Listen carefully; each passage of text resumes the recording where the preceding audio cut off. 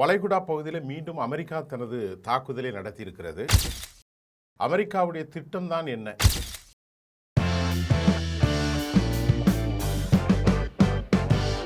நேர்களே, இன்றைக்கு வளைகுடா பகுதியில் மீண்டும் அமெரிக்கா தனது தாக்குதலை நடத்தியிருக்கிறது. அமெரிக்காவுடைய திட்டம் தான் என்ன? குறிப்பாக ஹெர்முஸ் வளைகுடா விவகாரத்தில் 2 பேருக்குமான பங்கை அவர்கள் வைக்கிற போது இப்பொழுது ஓமனை அவர்கள் வளைத்து கொண்டார்கள். ஓமன் கடல் பிராந்தியத்திலிருந்து வருங்காலத்தில் தமக்கு ஒரு தனியான ஒரு விவகாரத்தை ஆரம்பித்து கொள்ளலாம் என்று அவர்கள் அதை முடிவு செய்து ஒரு கப்பலை ஓமன் கடல் பகுதி வழியாக அனுப்பினார்கள். ஹெர்முஸ் என்பது 2 பேருக்கும் உரியதாகத்தான் இவர்கள் சொல்கிறார்கள். இதில் ஓமன் கடல் பகுதி என்றோ ஈரானுக்குரியது என்றோ பிரிக்கப்படவில்லை. ஒரு பக்கத்தில் 11 நாட்டிகள் மைல், மற்றொன்று 11, 22 தான் வருகிறது. ஆனால் இங்கே 21 தான் வருகிறது. 10.5. ஆனால் கடல் எல்லையில் 24 வரைக்கும் இருக்கலாம். நாங்கள் 2 பேரும் மேனேஜ்மெண்ட் கமிட்டி அமைத்து பார்த்துக்கொள்கிறோம் என்று சொன்ன நிலையில் வேண்டுமென்றே ஓமனை இவர்களிடமிருந்து பிரித்த அமெரிக்கா அதற்குள் சிங்கப்பூருடைய கொடி கட்டிய ஒரு கப்பலை அனுப்பி வேண்டுமென்றே தகராறு செய்து அதை இவர்கள் 4 ட்ரோன்களை கொண்டு தாக்க செய்து இப்போது போரின் மூலமாக மீண்டும் பதில் தாக்குதலை அமெரிக்கா ஆரம்பித்திருக்கிறது. அமெரிக்காவுடைய இந்த விவகாரம் என்னவென்றால், இந்த விவகாரத்தை சென்று விடாமல் ஈரானை காலி செய்வதற்கும் இந்த போர் நிறுத்தத்தை பயன்படுத்தி வரக்கூடிய தேர்தலில் வெற்றி பெறுவதற்கும் தங்களுடைய ஆயுதத்தை பலப்படுத்துவதற்கும் வலிமைப்படுத்துவதற்கும் பல்வேறு திட்டங்களை இவர்கள் கூட்டணியில் இணைந்து இப்பொழுது செய்திருக்கிறார்கள். இந்த மெகா கப்பல் ஒன்று தாக்குதலுக்கு உள்ளான நிலையில் அமெரிக்கா மீண்டும் தாக்கியதாக தற்போது செய்திகள் வெளியானது. அப்படி என்றால் அமெரிக்கா பொறுப்பட்ட மற்றும் எந்த ஒரு போர் நிறுத்த ஒப்பந்தத்தை குறித்திலும் புரிதலற்ற நிலையில் செயல்படுவதாக ஈரான் தெரிவித்தது. It is a reckless violation of ceasefire. பொறுப்பில்லாமல் இந்த தகவலை ஈரானுடைய நாடாளுமன்றத்தினுடைய தேசிய பாதுகாப்பு கமிட்டி ரொம்ப தெளிவாக தெரிவித்திருக்கிறார்கள். இதற்கிடையிலே அமெரிக்காவுடைய F-15 விமானம் எப்படி ஈரானில் சுட்டு வீழ்த்தப்பட்டது என்பது மிக மிக முக்கியமான ஒரு செய்தி தற்போது CNN மூலம் வெளியாகி இருக்கிறது. இது எப்படி என்றால், அமெரிக்காவுடைய multi drones attacks likely jellyfish like Majid air defence system the new technology in the Iran US intelligence CNN நியூஸுக்கு சொல்லியிருக்கிறது. இந்த டாபிக் மிகவும் இப்போ ரொம்ப ரொம்ப ரொம்ப ட்ரெண்டாக பேசப்போகுது. அந்த அமெரிக்காவுடைய F-15 இயக்கிய விமானி ஏலியன் கூட்டத்தை போன்று இருந்ததாக, இட் இஸ் ஸ்வான் டோங்க் அப்படிங்கிற ஒரு வார்த்தையை அவர் சொல்லுகிறார். ஏலியனை போன்று ஜெல்லிஃபிஷை போன்று இருந்ததாக ஒரு விதமான குழப்பத்தில் அவர் இருக்கிறார். மிக தெளிவாக மொத்தமாக ஏகப்பட்ட இந்த ட்ரோன்கள்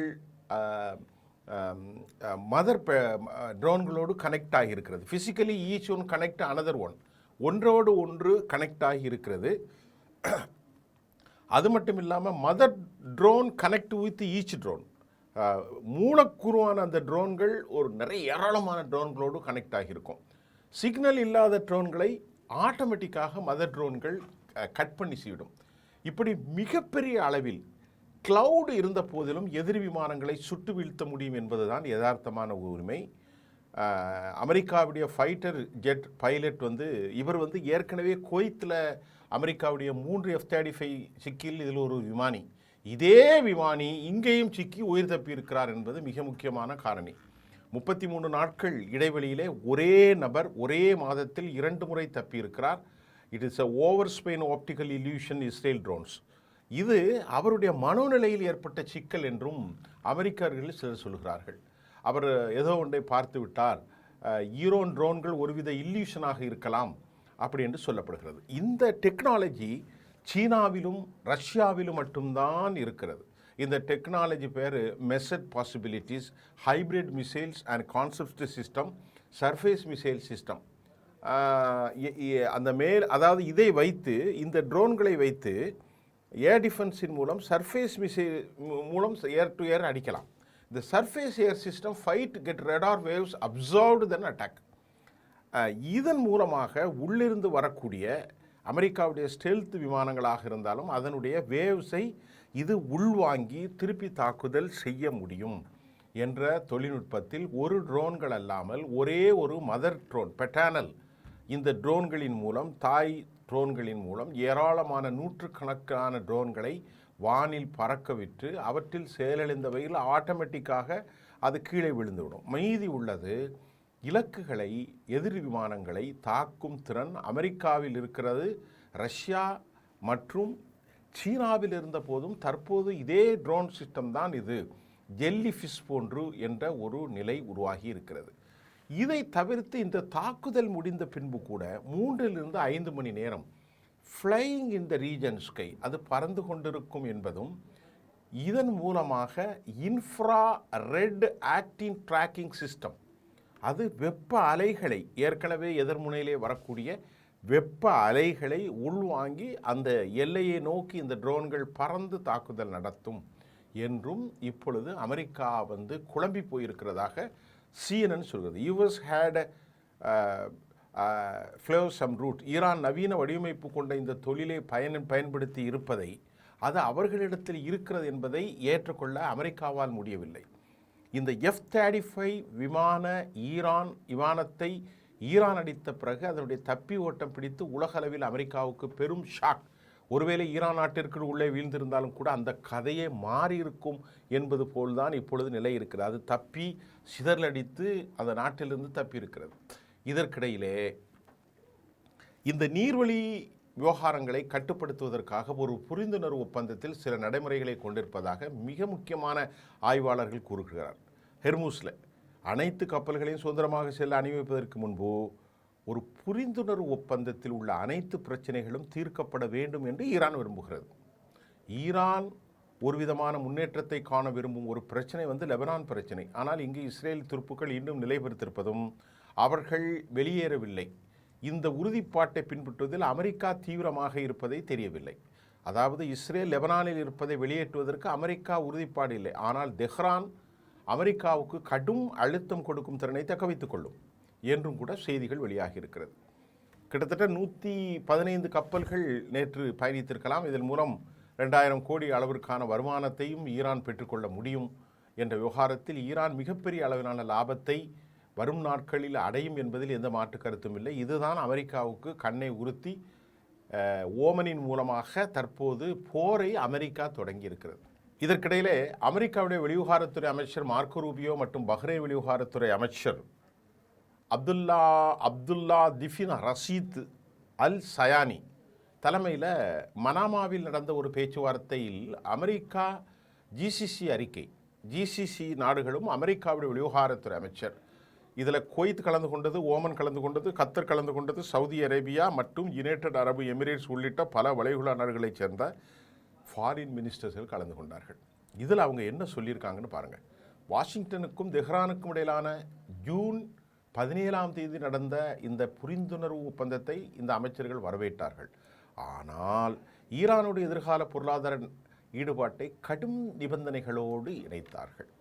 ஈரான் உடனான ஒவ்வொரு வர்த்தகம் மற்றும் முதலீடும் நிபந்தனைகளுக்கு உட்பட்டது மற்றும் மீளக்கூடியது என்று கூறிய இந்த வெளிநாட்டு அமைச்சர்கள் ஈரான் எப்போதும் அணு ஆயுதத்தை உருவாக்குவதை அல்லது பெறுவதை தடுப்பதற்காக உறுதியாக இருக்க வேண்டும் அவர்கள் பிரகடனப்படுத்தினார்கள்.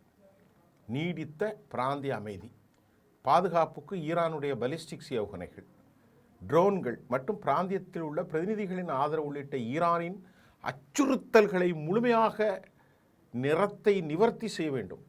அப்போ அவன்கிட்ட இருக்குன்னு சொன்னால் பக்கத்தில் இருக்கக்கூடிய இஸ்ரேல்கிட்ட எத்தனையோ குண்டுகள் இருக்கிறது. அது குறித்தெல்லாம் இந்த அரபு ஆட்கள் யாருமே பேசுகிறதில்ல. ஈரான் ஹேஸ் ஹேட் கார்கோர் ரொம்ப மோசமான ஆன்சர் சொல்கிறாங்க. வெளியுறவு அமைச்சகம் மற்றும் ஜிசிசி நாடுகளுடைய கூட்டு தலைமை பொறுப்பட்ட முறையில் ஈரானை ஆத்திரமூட்டும் நடவடிக்கையிலே அவர்கள் அழைத்திருக்கிறது. ஈரான் பதில் என்ன சொல்கிறாங்க? நாங்கள் அமைதியான அணுசக்தி குறித்து பேசுகிறோம். அமெரிக்காவும் இஸ்ரேலும் இட்டுக்கட்டும் குற்றச்சாட்டுகளை முன்வைக்கிற மட்டும் இல்லை, மத்திய கிழக்கில் அணு ஆயுதங்கள் இல்லாத மண்டலத்தை நிறுவுவதற்கு ஈரானுடன் இணைந்து செயல்பட ஜிசிசி நாடுகளுக்கு அழைப்பு விடுத்தது. யார்? ஈரான். அணு ஆயுதம் தேவையில்லை, நம்ம எல்லாரும் ஒன்றா இருப்போம். ஆனால் இஸ்ரேல் 90 போர்க்கப்பல்களை கொண்ட அணு ஆயுத களஞ்சியத்தை கொண்டிருப்பதாக நிபுணர்களால் பரவலாக இன்றும் பேசப்படுகிறது. அதை இஸ்ரேல் மறுக்கவும் இல்லை, அதை ஏற்றுக்கொள்ளவும் இல்லை. அப்படிப்பட்ட ஒரு நேரத்தில் அணு ஆயுத பரவல் தடை ஒப்பந்தத்தில் இஸ்ரேல் கையெழுத்திடவில்லை. ஈரானை வேறெந்த தரப்பை விட பிராந்தியத்தின் கூட்டு பாதுகாப்பில் அதிக அர்ப்பணிப்பு கொண்ட நாடு என்று வர்ணித்த வெளியுறவுத்துறை அமைச்சர் இஸ்மாயில் செய்தி தொடர்பாளர் பாகவி வளைகுடா நாடுகளினுடைய பாதுகாப்பை மீறுபவரிடமிருந்து பாதுகாப்பு கோருவதில் தவறு செய்கின்றன என்று அமெரிக்காவை பற்றி அவர் குறிப்பிட்டார். இப்போ ஜிசிசி அறிக்கையில் ஈரானுடைய ஏவுகணை ட்ரோன்கள் திறன்கள் பற்றி குறிப்புகளுக்கு எதிராக ஈரானும் கடுமையாக பின்வாங்கியது. ஈரானுடைய தேசிய பாதுகாப்பு, ஈரானுடைய கண்ணியம், ஈரானுடைய சமரச நிபந்தனைகளை ஏற்படுத்தாத விஷயங்கள் நியாயமான தற்காப்பிற்கான உள்ளார்ந்த உரிமை விவகாரத்திற்கு ஒருபோதும் திறந்திருக்காது. போலவே இந்த பாதுகாப்புக்கான வழிமுறைகள் எந்த தரப்பினரும் பேரம் பேசவோ அல்லது சலுகைகளை உட்படுத்தவோ முடியாது என்றும் பகாவன் சொல்லிட்டார். ஈரான் மீதான சமீபத்திய அமெரிக்க மற்றும் இஸ்ரேலிய தாக்குதலின் போது பிராந்திய தளங்கள் மற்றும் வசதிகளை பயன்படுத்துவது வாஷிங்டன் அமெரிக்கா தனது வளைகுடா கூட்டாளிகளின் பாதுகாப்பை மதிக்கவில்லை என்பதை காட்டுகிறது என்று தெஹ்ரான் கூறுகிறது. ஈரான் இந்த மோதலின் போது தாங்கள் நிலப்பரப்பை பயன்படுத்தி பிராந்திய நாடுகளை தங்கள் நிலைப்பாட்டை மறுபரிசீலனை செய்யுமாறு அது வலியுறுத்தியது. சர்வதேச சட்டத்தின் கீழ் தங்களுக்கு கடமைகள் இருப்பதாகவும் ஈரானுக்கு எதிரான விரோத நடவடிக்கைகளுக்கு மூன்றாம் தரப்பினர் தங்கள் நிலப்பரப்பை பயன்படுத்துவதை தடுக்க நல்ல அண்டை நாடு இருப்பதும் கொள்கையும் இருக்கப் போகிறது. ஈரானுடைய ஃபாரின் மினிஸ்டர் என்ன சொல்கிறாரு? ஈரானுடைய foreign minister called the joint statement from the US and GCC country. அவர் என்ன சொல்கிறாருந்தா, இதை தேவையில்லாமல் அவங்க எங்களுடைய விஷயத்தில் தலையை மூக்குறாங்க. Interventional, irresponsible and provocative. Ministry said அமெரிக்காவும் இஸ்ரேலும் சேர்ந்து ஒரு ஃபேப்ரிகேட்டட் அக்ரிகேஷனை ஈரான் மேலே, ஈரானுடைய பீஸ்ஃபுல் நெகோசியேஷன் புறகு மேலே வைக்கிறாங்க. அது உண்மைதான். ஆனால் ஜிசி நாடுகள் to work with Iran towards establishing a nuclear weapons free zone in the middle east, எங்களோடு சேர்ந்து அணு ஆயுதங்கள் இல்லாத விஷயத்தில் அவங்க எதுவுமே தவிர, இஸ்ரேலை நீங்கள் பாருங்கள், அவங்கள்ட்ட Israel to have that expect nuclear Arsenal, அதில் எவ்வளோனா 900 warheads thought it has never confirmed. அவர்கள் அதை உறுதி செய்யவில்லை, ஆர் டினைட். அவங்க சொல்கிறாங்க அவர்கள் அதை ஏற்றுக்கொள்ளவும் இல்லை, மறுக்கவும் இல்லை. And it's not a signatory to the nuclear நான் ப்ரோலிஃபரேஷன் ட்ரீட்டி, அதில் கையெழுத்திடவும் இல்லை. இப்படி பொறுப்பட்ட நடவடிக்கையில் ஈடுபட்டு வருவதாக இவர்களின் மீது கடும் குற்றச்சாட்டை வைத்திருக்கிறார்கள். சரி, இது எந்தபடி இருந்தாலும் இன்று காலை நடக்கக்கூடிய நிலை, எப்படியாவது இந்த பிரச்சனையை ஓய்த்து போரை செய்வதற்கு அமெரிக்கா தாக்குதலை ஆரம்பித்து விட்டார்கள். இந்த பொறுப்பட்ட நடவடிக்கையில் ஈடுபட்டு குற்றஞ்சாட்டி சீஸ்பேர் வயலேசத்தை ட்ரம்ப் ஆரம்பித்தன் விளைவாக இன்றைக்கு அவர்கள் ஒரு பெரும் சிக்கலிலே மாட்டியிருக்கிறார்கள். இந்த சிக்கல் இப்போது போர் ஆரம்பித்து விட்டது. இந்த போர் ஆரம்பித்ததனால் அமெரிக்கா தாக்குதலை திருப்பி துறக்கிறார்கள், இவர்கள் தாக்குதல் நடத்தியிருக்கிறார்கள். இதன் விளைவுகள் மிக கடுமையாக இருக்கும் என்று நம்பக்கூடிய அளவில் நிலைமை மோசமாக இருக்கிறது. அடுத்த கட்ட போர் இப்பொழுது என்ன நடக்கிறது என்பதை மீண்டும் நாளை உங்களுக்கு சொல்கிறேன். நன்றி.